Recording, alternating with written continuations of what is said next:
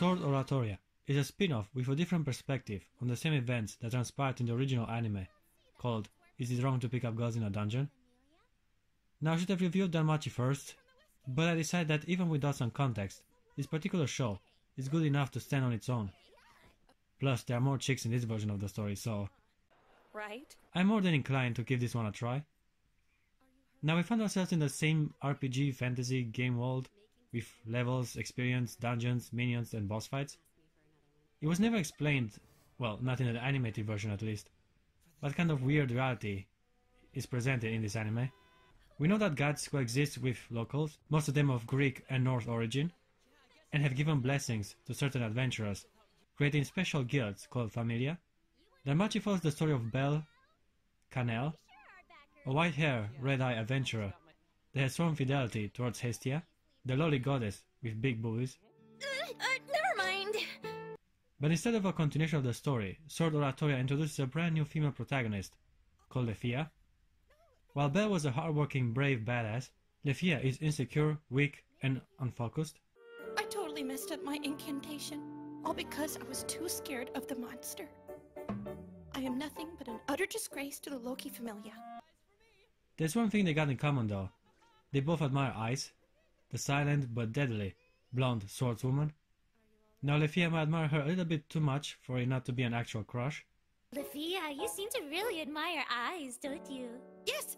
Oh, she has it all. She's perfect! Looks like you've got yourself a fangirl. Throughout the show, she can't stop but fantasize of the moments when her feelings could be returned, resulting in innocent but funny scenes. Oh, but that would almost be like we were almost indirectly doing something else. I was so hoping that would happen! The strength of the anime, or at least what made it entertaining, is its colorful and fun characters. The show centers around the Loki Familia. It looks like it. Therefore, we get a lot more insights on their members, which is by far the most interesting element the show has to offer. Incredible! Such a wide spectrum of personalities and abilities made following this particular group quite enjoyable, to say the least. The anime also successfully made me care and invest myself in most adventurers that are the center of the story. Let me get more specific and give you the names and a little description of the ones that I like the most.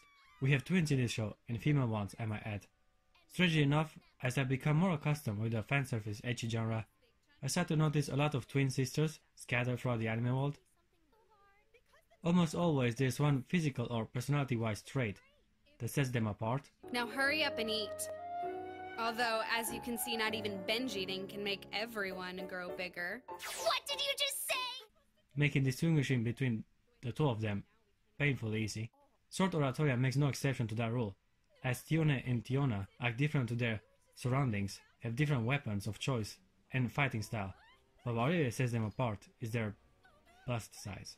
Would you leave your boobs out of this? Quit jiggling those stupid things around! Hey, it's not my fault you're flatter than deflated pancakes.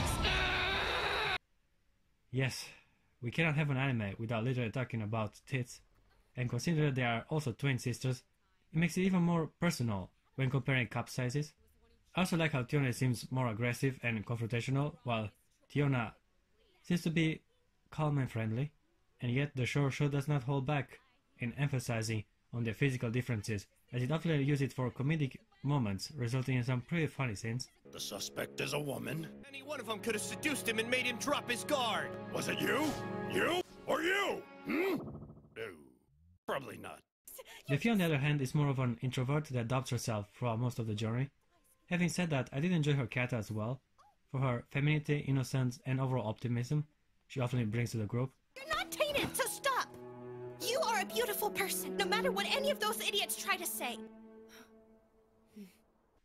Also, by the end of the story, she gets through a character arc, becoming a more confident and strong woman. I like this about Lefia. She learns and grows from her adventures, as she's always present and ready to help to the best of her capabilities, which naturally resulted in improvement. I saw you with that filthy human you met in secret this morning. Lefia. Talking about determination to grow, let me address the group patron deity, Loki. No, not that one. In this anime, Loki is less about scheming and playing tricks on the other gods, being rather a concerned, skillful administrator. Loki is also a chick, I might add. A small detail, I guess, but it certainly helps with the story, as she's a pervert in most of her free time. You seem to be growing up. No, I'm not. She is a small wreck, which made her curious and rather forward in her behavior when it comes to inspecting the breast size of her followers. She even gets mocked by her rival, Hestia, in the original show for her boyish flat-chested figure.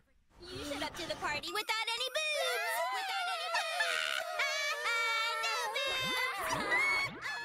Finally, it's time to talk about Ice, the graceful blonde girl protege of the Loki family. She's very powerful and skilled with a sword and wind magic. Admired by many, Ice is also the crush of the main character from the original Danmachi anime. Do you know anything about Miss Eyes or what? You mean Lady Wallenstein? Ooh, so you've fallen for her. Maybe. To be honest, it's hard to understand what's going inside her head, as she's mostly calm, reserved, and rarely utters a word. Although considering her insistence on interacting with Belle, I might be inclined to believe that Ice could be interested in the boy. I don't know, it seems like she cares for some reason, and even takes some of her precious time to train and teach him how to properly fight with a sword. Very mysterious and yet likable, as Ice treats people around her fairly and is always prepared to help, improve and learn. Wouldn't that mean I'm only using him for my own gains? I'll help him out. It's the least I can do. She let neither her abilities or beauty influence the way she treats other low-rank adventurers. I might even say that Sword Oratoria is more or less her story, as the second half of the show follows her character arc in regard with getting stronger and finding out information about her past. Following a murder case in an adventurer inn, Ice manages to corner the culprit, to only be overpowered and find out her real name in the heat of the battle. You must be Arya, then. What did she just call me? Arya is how she used to be called by her parents, and upon hearing it now, she's determined to reach her full potential and learn the truth about her past. She pushes herself to the limit and takes on a floor boss by herself. I will become my full potential! Leveling up in the process. Here's where her character arc gets entangled with the one of Belle, as they start to spend more and more time together, but of course this time it is all narrated from Ice's perspective.